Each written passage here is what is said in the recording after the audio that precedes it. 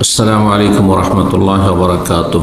بسم الله الرحمن الرحيم. الحمد لله رب العالمين، والصلاة والسلام على سيد المرسلين نبينا محمد وعلى آله وصحبه أجمعين وبعد। সম্মানিত শ্রোতা দর্শক মণ্ডলী, আল্লাহ রাব্বুল আলামিনের প্রশংসা এবং প্রিয় নবী সাল্লাল্লাহু আলাইহি সাল্লামের উপর সালাত ও সালামের পর আজ সোমবার 23 রবিউল আউয়াল 1447 হিজরি মোতাবেক 15 সেপ্টেম্বর 2025 আমাদের সাপ্তাহিক প্রশ্ন উত্তর পর্ব। 10টি প্রশ্ন রয়েছে বিভিন্ন দেশ থেকে আসা। ইনশাআল্লাহ তাআলা আমরা সংক্ষেপে সেগুলির উত্তর দেব। আল্লাহ রাব্বুল আলামিন যেন আমাদেরকে উপকারী জ্ঞান দান করেন এবং সঠিক কথা বলার এবং সঠিক কথা মেনে চলার তৌফিক দান করেন।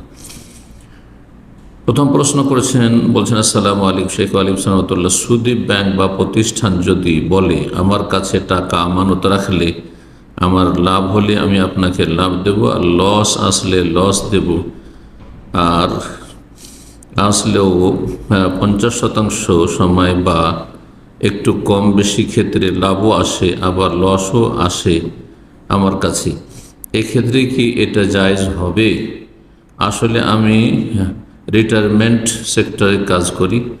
আমার ক্লায়েন্টদের টাকা বেতন থেকে কেটে তাদের কোম্পানি কোন একটা ব্যাংক বা এমন প্রতিষ্ঠানে জমা রাখে। মাঝে মাঝে লাভ আসে, মাঝে মাঝে লস আসে। আমি তাদের লাভ লসের হিসাব রাখি। আমার চাকরি কি হারাম হবে? আপনি প্রথমে বলেছেন যে ব্যাংকগুলি হচ্ছে সুদী ব্যাংক, অর্থাৎ তাদের মূল লেনদেন কারবার হচ্ছে সুদী প্রতিষ্ঠান। সুতরাং সুদী প্রতিষ্ঠানের সাথে কোনো রকমের সহযোগিতা জায়েজ নয় মুসলিমের, যে আল্লাহ এবং পরকালে বিশ্বাসী।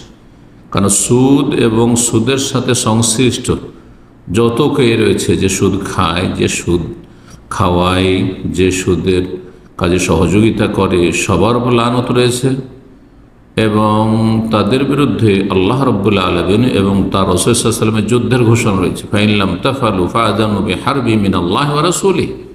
আল্লাহ ইরশাদ করছেন যে তোমরা যদি সুদী লেনদেন না পরিত্যাগ করো তাহলে ঘোষণা জেনে নাও আল্লাহর পক্ষ থেকে যুদ্ধের এবং রাসূলের পক্ষ। আল্লাহর পক্ষ থেকে যুদ্ধের ঘোষণা মানে আল্লাহ তাকে এবং তার ধন সম্পদ, পরিবার পরিজন, তার জীবনের বরকত সব কিছুকে ধ্বংস করে দেবেন। আল্লাহর আযাব, আল্লাহর যুদ্ধ হচ্ছে আল্লাহর আযাব।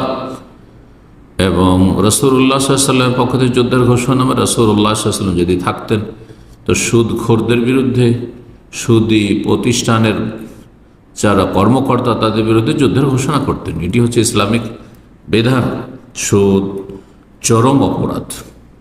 সুদ হচ্ছে, সুদী সিস্টেম হচ্ছে মানুষের শোষণ, নিপীড়ন, রক্তচুষা, হারাম, কাবিরা গুনাহ, ধ্বংসাত্মক গুনাহ। আল্লাহ বেঁচে থাকার তৌফিক দান করে। সুতরাং এইরকম সুদী প্রতিষ্ঠানে আপনি চাকরি করবেন না, চাকরি করা হারাম, আপনার রুজি হারাম। আল্লাহ হালালে বরকত দান করেন, হারাম থেকে আমাদের বেঁচে থাকার তৌফিক দান করেন। 2 নম্বর প্রশ্ন, আসসালামু আলাইকুম শেখ আলিম, আমি বাংলাদেশ থেকে বলছি। বাংলাদেশে ওহে সুন্নাহর অনুসারীগণ পরস্পরের প্রতি কোমল হন বইয়ের সম্পাদক একজন সালাফি আলেম বলেছেন, ডক্টর আব্দুল মোহসেন বিন হামাদ আল আব্বাদ হাফিজাহুল্লাহ এই বইটি ডক্টর রবি বিন হাদি বিন মোহাম্মদ উমাইর আল মাদখালি রাহিমাহুল্লাহকে উদ্দেশ্য করে লিখেছেন। যাকে আপনি সালাফি বলছেন যে এই বইয়ের সম্পাদক, তিনি কি আসলেও সালাফি? না, সে সালাফি নয় নিঃসন্দেহ, না হলে এই কথা বলতো না। সে একজন ইখওয়ানি, না হলে ইখওয়ানিদের ভাই কুতুবি সরুরি, জি, যারা হয়তো আরব দেশ থেকে পড়ে গেছে, ডক্টরেট করে গেছে, কিন্তু তাদের ব্যাকগ্রাউন্ড হচ্ছে জামাতে ইখওয়ানি, যার ফলে তাওহীদুল আসমা সিফাতে তাদের আশআরি মাতুরিদি মতবাদের গুমরাহি থেকে বেরিয়ে আসলেও, কিছুটা ওপরে উঠে আসলেও তাদের সংশোধন হয়নি, যার ফলে তারা মানহাজের ক্ষেত্রে তারা সালাফি মানহাজ গ্রহণ করতে পারেনি, সালাফি সালেহিন আদর্শ গ্রহণ করতে পারেনি। হ্যাঁ, তাদের রাষ্ট্রীয় বিষয়ে আরও যেসব বিভিন্ন বিষয়গুলি রয়েছে সেসব বিষয়গুলির ক্ষেত্রে তারা সৈয়দ কুতুব তাদের আদর্শ, জি, যার ফলে এরা নিজেরা বিভ্রান্ত, অন্যদেরকে বিভ্রান্ত করে থাকে। এদের থেকে সতর্ক সাবধান। সে কি করে জানলো? সে কি জিজ্ঞাসা করেছে শেখ আব্দুল মোহসেন আব্বাদকে? হাফিজাহুল্লাহ তাআলা তিনি যে এই বই শুধু উদ্দেশ্য করে শেখ রাবিকে, এই কথা কোত্থেকে জানল? এই বই দিয়ে ওই সমস্ত আহলুস সুন্নাত ওয়াল জামাত সালাফিদেরকে উদ্দেশ্য করা হয়েছে যারা সীমা লঙ্ঘন করে থাকেন, বাড়াবাড়ি করে থাকেন এবং যারা রূঢ় আচরণ করে থাকেন, নম্র আচরণ করেন না, তাদেরকে উদ্দেশ্য করে বলা হয়েছে যে আচরণটা ভালো করুন। সালাফিয়াত বা সালাফি মতাদর্শ মানে এই নয় যে আপনি কঠোর হবেন, বরং নম্র হবেন। আপনি আকিদা মানহাজও সালাফি হবেন, ইবাদত বন্দেগীতেও সালাফি হবেন, আখলাক চরিত্রে আপনার কোমলতা থাকবে, আপনি সালাফি হবেন সেই ক্ষেত্রে। জি, মা কানা রিফকু ফি শাইইন ইল্লা জানা, কোনো কিছুতে নম্রতা আসলে, কোনো কিছুতে নম্রতা থাকলে সেটাকে সুসজ্জিত করে দেয়, অলঙ্কৃত করে দেয়। এটি হচ্ছে সালাফি আখলাক, সালাফি আদান প্রদান মামলাত। এটা হচ্ছে সবার জন্য এই কিতাব, সবার জন্য। জি, সুতরাং এই কথা বলে তিনি মিথ্যাচার করেছেন। জি, তার এই বক্তব্য কতটুকু ঠিক? একেবারে ঠিক নয়, বরং তিনি একজন কুতুবী। জি, সালাফি নন। আল্লাহ হিদায়াত দান করুন। 3 নম্বর প্রশ্ন, আসসালামু আলাইকুম শেখ আলিম সালাতুল্লাহ, কেউ যদি শহীদ হন কিন্তু বেনামাজি হয়ে, তাহলে কি সে জান্নাত যাবে? সে শহীদ কি করে হলো? বেনামাজি মুসলিমই থাকে না, তাহলে শহীদ কি করে হলো? আউযুবিল্লাহ।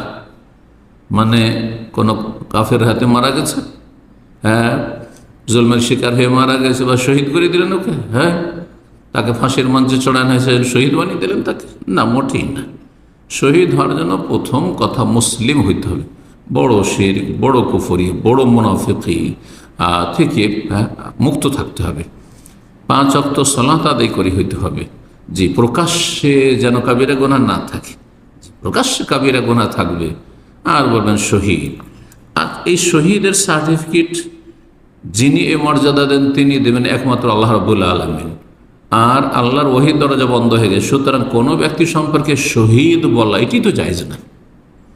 নবী সাল্লাল্লাহু জীবদ্দশায় ওহীর দরজা খোলা ছিল, তখন অমুক শহীদ নবী সাল্লাল্লাহু আলাইহি ওয়াসাল্লাম বলেছেন। অন্য কোনো সাহাবী আবু বকর, ওমর, ওসমান বলেছেন অমুক শহীদ, অমুক শহীদ। যদি সাহাবীদের বলার অধিকার না থাকার, না বলে থাকেন, তাহলে আপনার আমার কোথায় অধিকার? যদিও শহীদ কেউ হয়, তবু আমার জন্য আপনার জন্য জায়েজ নয় যে তাকে শহীদ বলবেন। সুতরাং এই ভাষাটি বেদাতীদের, যাকে তাকে শহীদ বলা। জি, সে শুধু নামাজ পড়তো না, চরম অপরাধী যে নামাজ পড়তো না। জি, শুধু না, এটি হচ্ছে আসল, যে নামাজ পড়তো না এটি হচ্ছে ইসলামের আসল। যার নামাজ নেই কিচ্ছু নেই। জি, যার নামাজ নেই তার তৌহিদ, তার ইমানের বহিঃপ্রকাশই নেই। তার ইমান যে ভিতরে আছে, তার এই দাবির কোনো দলিল প্রুফ তার কাছে নেই। জি, শুধু জুমার নামাজ পড়ে, শুধু জুমার নামাজ পড়ে মুসলিম হওয়া যায় না যতক্ষণ পর্যন্ত 5 ওয়াক্ত সালাত না পড়বে। আল্লাহ হিদায়াত দান করুন, সঠিক বুঝ দান করুন। 4 নম্বর প্রশ্ন বলছেন, আসসালামু আলাইকুম শেখ মাহমুদুল্লাহ, আকীদা ঠিক নাই, শিরকি কথা বলে এবং বেদাতের সাথে সম্পৃক্ত, তার পেছনে সালাত পড়া যাবে কি? পড়লে সালাত হবে কি? আকীদা ঠিক নাই, শিরকি কথা বলে, যদি বড় শিরকি কথা বলে, আর বেদাতের সাথে সম্পৃক্ত মানে বড় বেদাত, যেমন মাজারে সিজদা করার বেদাত, পীরকে সিজদা করার বেদাত, নবী আলেমুল গায়ব, হাজির নাজির, এই ধরনের কুফরির বেদাত থাকে, বেদাতে মুকাফফিরা থাকে, আর বড় শিরকে লিপ্ত থাকে, তাহলে তার পিছনে সালাত পড়া জায়েজ না, কারণ তার নিজেরই সালাত জায়েজ না। এবং ফুকাহায়ে কেরামগণ একমত, মান সাহাত সালাতুহু সাহাত ইমামাতুহু, যার নিজের নামাজ শুদ্ধ তার ইমামতি শুদ্ধ। যে ফাসেক হলেও, চোর ডাকাত হলেও তার নিজের নামাজ ঠিক, কিন্তু যদি তার নামাজ না হয়, মুশরিকের নামাজ হয় না, কাফের নামাজ হয় না, ইমান ভঙ্গকারী নামাজ হয় না। যে ব্যক্তি সাহের, হ্যাঁ, গণক, বড় কুফরির কারণে তাদের নামাজ হয় না, সুতরাং তার নিজেরই যখন নামাজ হয় না, তখন তার ইমামতিও হয় না, তার ইমামতি জায়েজ নয়। সুতরাং তার ইমামতি শুদ্ধ যখন নয়, তার ইক্তেদা করে তার পিছনে সালাত পড়া জায়েজ নয়।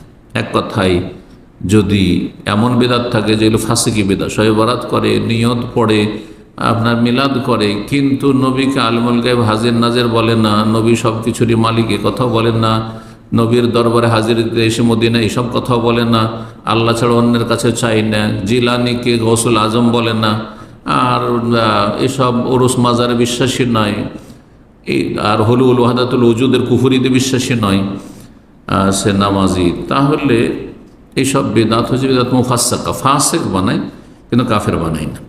ফাসেকের পিছনে নামাজ জায়েজ ঘৃণার সাথে, যদি না পারেন তাকে সরাইতে, আর সরাতে গেলে কলহ বিবাদ হয়, তাহলে ফাসেকের পিছনে সবর করে নামাজ পড়বেন, কিন্তু কাফের মুশরিকের পিছনে নামাজ পড়া জায়েজ নয়। 5 নম্বর প্রশ্ন বলছেন, আসসালামু আলাইকুম শেখ আলিম সাহতুল্লাহ, আপনার বয়ানে জায়ফল হারাম বিষয়টি জানার পর তা ব্যবহার বন্ধ করেছি, আলহামদুলিল্লাহ, এতেই সতর্কতা রয়েছে। তবে কিছু প্রশ্ন, হোটেল রেস্টুরেন্টে খাওয়ার সময় জায়ফল ব্যবহারের ব্যাপারে জিজ্ঞাসা করা কি জরুরি? না, কোনো জিজ্ঞাসা করা জরুরি না। আসল হচ্ছে মুসলিমদের হোটেলে আপনি খাচ্ছেন, মুসলিমদের পাকশাক, তা আপনাকে হারাম খাওয়াচ্ছে না, এটা নিশ্চিত হইলেই হলো। আর তদন্ত করার কোনো প্রয়োজন নেই, জিজ্ঞাসা করা এটি নবী সাল্লাল্লাহু আলাইহি ওয়াসাল্লামের আদর্শ নয়। কারো বাসায় দাওয়াতে গেলে কি খাবারে জায়ফল আছে কিনা তা জিজ্ঞাসা করা উচিত না, ওটাই জায়েজ না, এগুলো জিজ্ঞাসা করবেন না। এগুলো খারিজি চরমপন্থীদের কাছে। এক শ্রেণীর লোক আছে যারা নিজেদেরকে মুসলিম বলে, আসলে এরা খাওয়ার ইচ্ছে, এরা এরকম বাড়াবাড়ি করে থাকে। জি, রেডিমেড মশলায় যেমন বিরিয়ানি মশলা সামান্য জায়ফল থাকে, তা কি ব্যবহার যায়? সামান্য কিছু যদি থাকে তো ওলামারা জায়েজ বলেছেন। জি, তবে ছেড়ে দেওয়াটা হচ্ছে অধিক সতর্কতা। 6 নম্বর প্রশ্ন, আসসালামু আলাইকুম শেখ আলিম সাহতুল্লাহ, কিছুদিন আগে এক বোন আপনাকে প্রশ্ন করেছিলেন এমন যে বিয়ের 20 বছর পর ওনার স্বামী বলছেন যে আমি আর তোমার ভরণ পোষণ দিতে পারবো না, আল্লাহ হেদায়েত করে, তুমি নিজেরটা ব্যবস্থা করো। এর উত্তরে আপনি বলেছেন সেই স্বামীর আনুগত্য করা যাবে না। আনুগত্য করা যাবে না মানে আনুগত্য করা আবশ্যক নয়। হ্যাঁ, আপনি যদি সবর করে মনে করেন যাক মেনেই চলবো, খাবার দিক আর না দিক, ভরণ পোষণ দিক আর না দিক, সেটা ভিন্ন বিষয়। যাবে না আর আবশ্যক নয়, জরুরি নয়, দুটো পার্থক্য আছে। না বুঝে কথা বলেন আপনারা। এই বিষয়ে আমার একটি প্রশ্ন হচ্ছে যে এই স্বামীর ডাকে সাড়া না দিলে গুনাহগার হইতে হবে? তার সংসারে যদি থাকেন আর সবর করে মেনে নেন যে ভরণ পোষণ দিক আর না দিক তার সংসারে থাকবো আর তার সাথে আমি সংসার করব, তাহলে ডাকে সাড়া দেবেন। আর যদি মনে করেন যে সে খরচ খরচা দেয় না, সুতরাং তার সংসারে থাকবো না, আমি ভিন্ন থাকবো, তাহলে সে অধিকার আপনার আছে। জি, তার আনুগত্য করা কোনো ক্ষেত্রেই আবশ্যক না, তার ডাকে সাড়া দেওয়া আবশ্যক নাই, যেহেতু সে ভরণ পোষণ আপনাকে দেয় না। তবে যদি সেটা মেনে নেন যেমনটা বললাম, তাহলে সেটা ভিন্ন বিষয়। আমাদের সমাজে এখন অনেককে দেখা যায় ওই বোনের স্বামীর মতো সরাসরি বলে না তোমার ভরণ পোষণ দিতে পারবো না, কিন্তু স্ত্রীকে ঘরে বাইরে রোজগার করতে বাধ্য করে। এরা কাপুরুষ, হিজড়া। স্ত্রী রাজি না হলে তার উপর অত্যাচার করে, এরা জালেম। যেমন ঠিক মতো বেশি প্রয়োজনীয় জিনিসগুলো দেয় না, জালেমেরা। অসুস্থ হলে ডাক্তার দেখায় না, অসুস্থ হলে ডাক্তার দেখানোর বিষয়টি ফুকাহাদের কাছে দ্বিমতের বিষয় রয়েছে, সেটা ফরজ না সেটা মুস্তাহাব। তবে সঠিক হচ্ছে যে আজকালকার জামানায় অসুখও বেশি আর মানুষের কাছে ধন সম্পদ টাকা পয়সা আছে, সুতরাং স্বামীর উপর ফরজ যে চিকিৎসার ব্যবস্থা করবে স্ত্রী। ওষুধ কিনে দেয় না। আর খারাপ ব্যবহার তো আছেই, খারাপ ব্যবহার করে খারাপ লোকেরা, ভালো ব্যবহার করে ভালো মানুষরা। স্ত্রীর সাথে যারা খারাপ ব্যবহার করে অথবা স্বামীর সাথে যেসব মহিলারা খারাপ ব্যবহার করে তারা কোনো ভালো মানুষ না, তারা অসৎ, জি, চরিত্রহীন, তারা পুরুষ হোক আর নারী হোক। জি,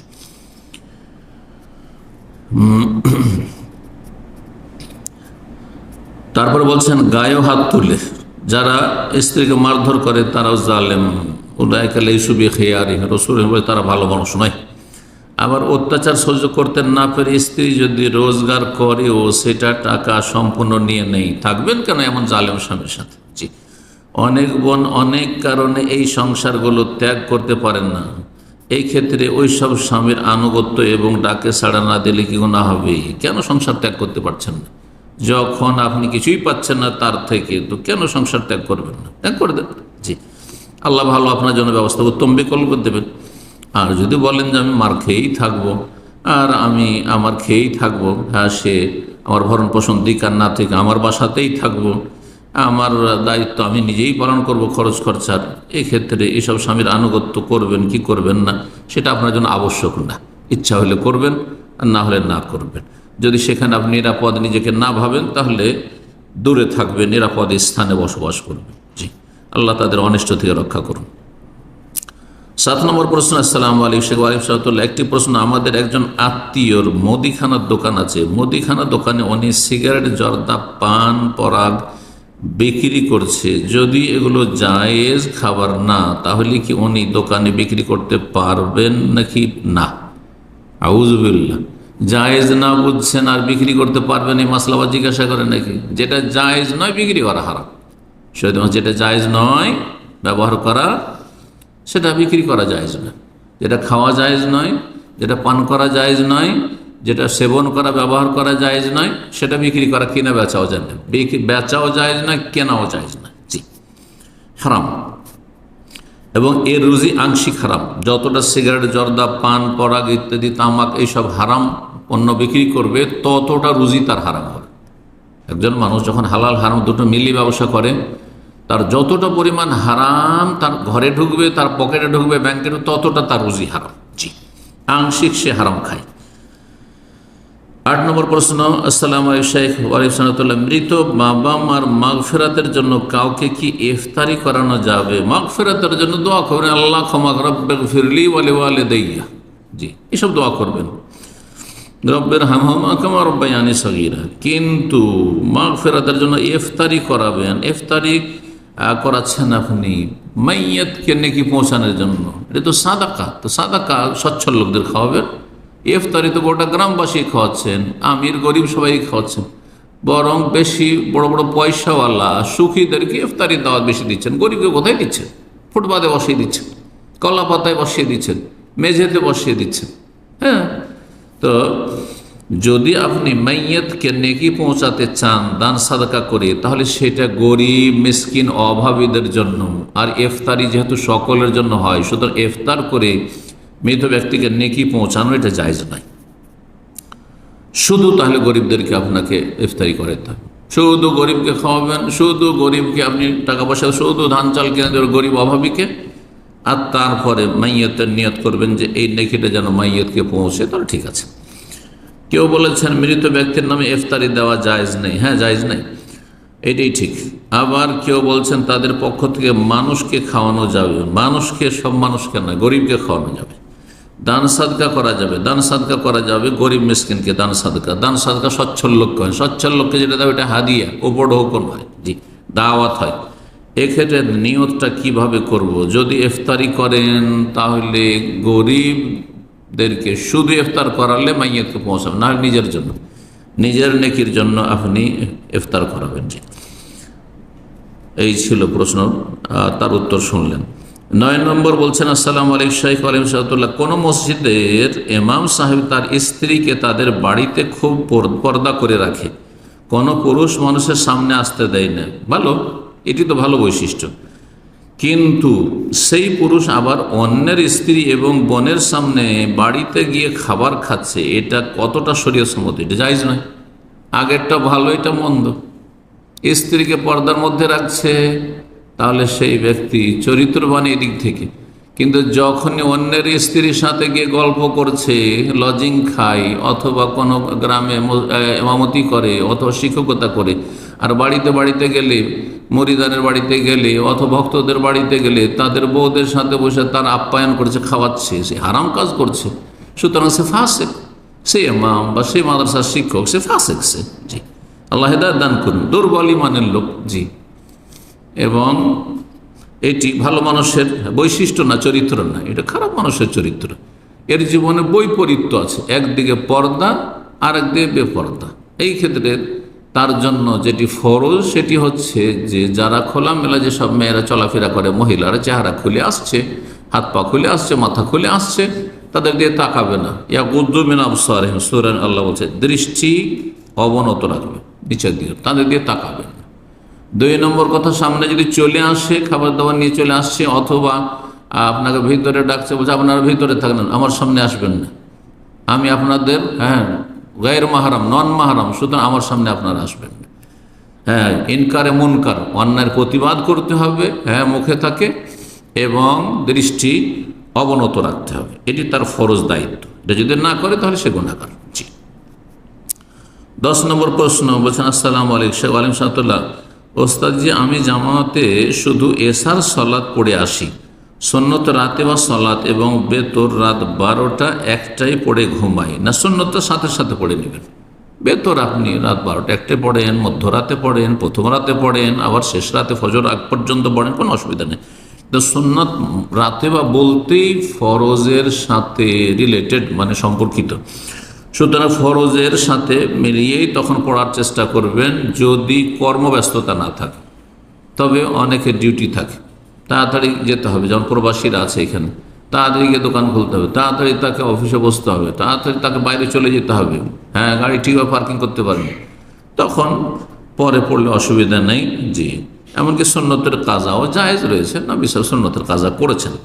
জোহরের সুন্নাত, জোহরের পরে সুন্নাত, আসর পরে পড়েছেন রাসূলুল্লাহ সাল্লাল্লাহু আলাইহি ওয়াসাল্লাম। প্রশ্ন হলো, সুন্নাতের রাতে বা কি এশার সালাতের উত্তম ওয়াক্তের মধ্যে পড়তে হবে নাকি? যদি আপনি তাড়াতাড়ি পড়ে নেন এশার সালাতের সাথে সাথে তো সুন্নত মোতাবেক পড়লেন, আর যদি বিলম্ব করে পড়েন তাহলে আপনি ব্যস্ততার কারণে যদি হয় তাহলে বিলম্ব করবেন। আর বিনা ব্যস্ততা এমনি এমনি আপনি অভ্যাস করে নিয়েছেন যে সুন্নতটা আমি ওই রাতের 12টা একটা বেতরের সাথে পড়ব, এটা সুন্নতের খেলাফ কাজ হবে, সুন্নতের খেলাফ কাজ হবে। সুন্নতের কাজাও রয়েছে, ওয়াক্ত চলে যাওয়ার পরে যদি পড়েন আপনি তাহলে সেটি কাজা, সেটি কাজা কিন্তু জায়েজ আছে। জি, এখানেই আজকের আলোচনা শেষ করলাম। আল্লাহ রাব্বুল আলামিন যেন আমাদের উপকারী জ্ঞান দান করেন, নেক আমলের তৌফিক দান করেন, ভালো কথা বলার তৌফিক দান করেন এবং ভালো কথার প্রতি আমলের তৌফিক দান করেন।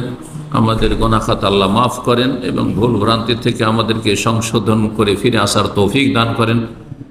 বারাকাল্লাহু ফিকুম ওয়া সাল্লাল্লাহু আলা নবিয়িনা মুহাম্মদ ওয়া আলা আলিহি ওয়া সাহবিহি আজমাইন।